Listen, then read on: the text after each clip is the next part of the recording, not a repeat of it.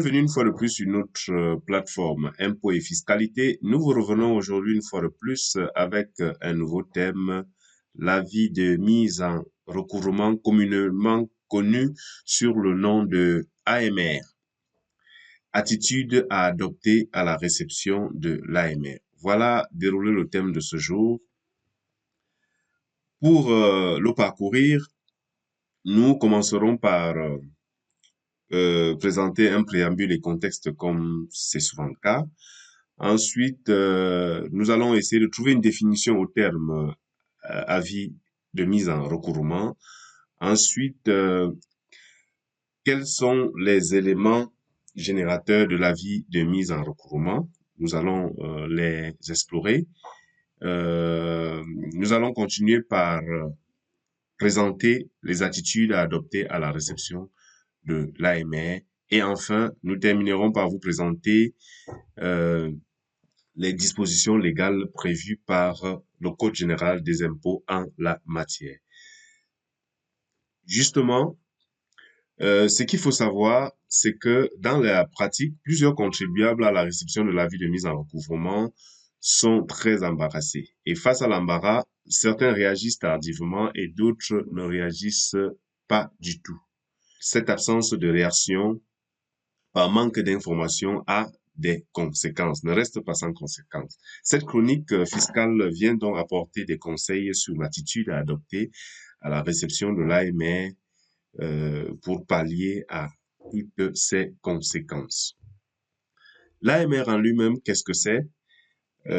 C'est un avis de mise en recouvrement qui est un document que l'administration fiscale met à la disposition du contribuable pour matérialiser la dette de ce dernier et pour la prise en charge de la dite dette par le receveur des impôts. Donc, en réalité, si vous recevez un AMR, ça veut dire que l'administration fiscale vient de vous notifier une dette et que cette dette est régulièrement prise en charge par le receveur des impôts de votre centre de rattachement. Alors, quels sont les éléments générateurs de l'avis de mise en recouvrement? Pour recevoir un avis de mise en recouvrement, il y a principalement trois origines, trois générateurs de l'avis de mise en recouvrement. Le premier peut être suite à une déclaration d'impôt restée impayée après la date limite de paiement. Vous avez déclaré un impôt que vous n'avez pas payé au-delà de la date limite de paiement, vous recevrez forcément un AMR. Suite à un contrôle fiscal et mettant un terme au contrôle par la notification de l'impôt à payer.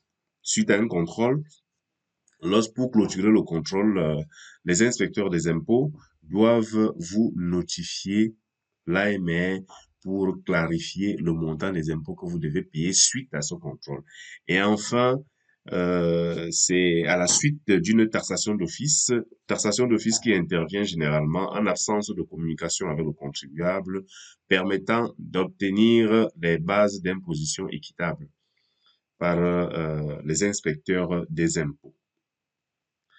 Maintenant, quelles sont les attitudes à adopter à la réception de l'AMR? Par le passé, l'AMR était notifié de façon physique au contribuable contre décharge. Maintenant, il est notifié par voie électronique sur la plateforme des impôts dans le compte du contribuable. Alors, voici les recommandations fortes. Il y en a 4, avec quelques explications au 4e. Lorsque vous recevez l'AMR, première attitude, vous devez immédiatement tenir l'AMR à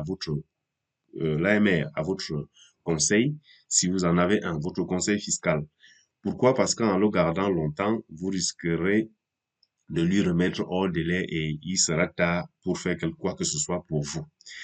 Vous devez également vous rapprocher d'un conseil. Si vous n'en avez pas un conseil, pour que ce dernier vous explique le contenu et surtout vous informer des risques ou mieux encore vous orienter pour donner suite à l'administration fiscale dans les délais.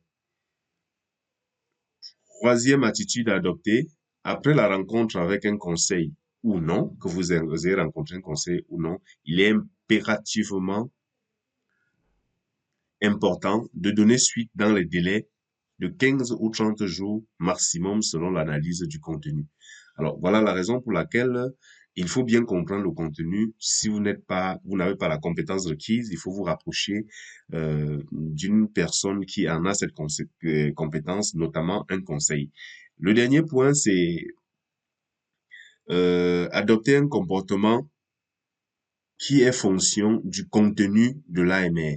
Ici, si la dette est établie et reconnue, c'est-à-dire si vous reconnaissez la dette, il faut initier le paiement intégral immédiatement si vous en avez les moyens. Et si vous n'avez pas les moyens, vous devez initier un paiement partiel et introduire une demande de moratoire en cas de difficulté de trésorerie, naturellement.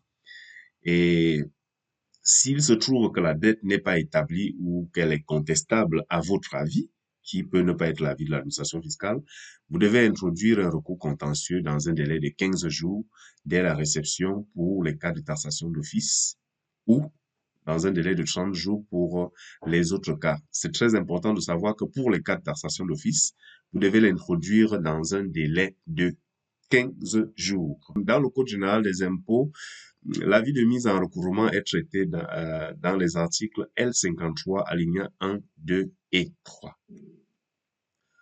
Comme nous l'avons dit plus haut, l'avis de mise en recouvrement était autrefois notifié physiquement au contribuable contre décharge. Il est désormais notifié en ligne sur la plateforme des impôts et dans le compte du contribuable. Ce qui est un rappel pour vous est un apprentissage pour l'autre. À très bientôt avec une nouvelle chronique fiscale. Je suis Emmanuel Zeu, votre coach en fiscalité.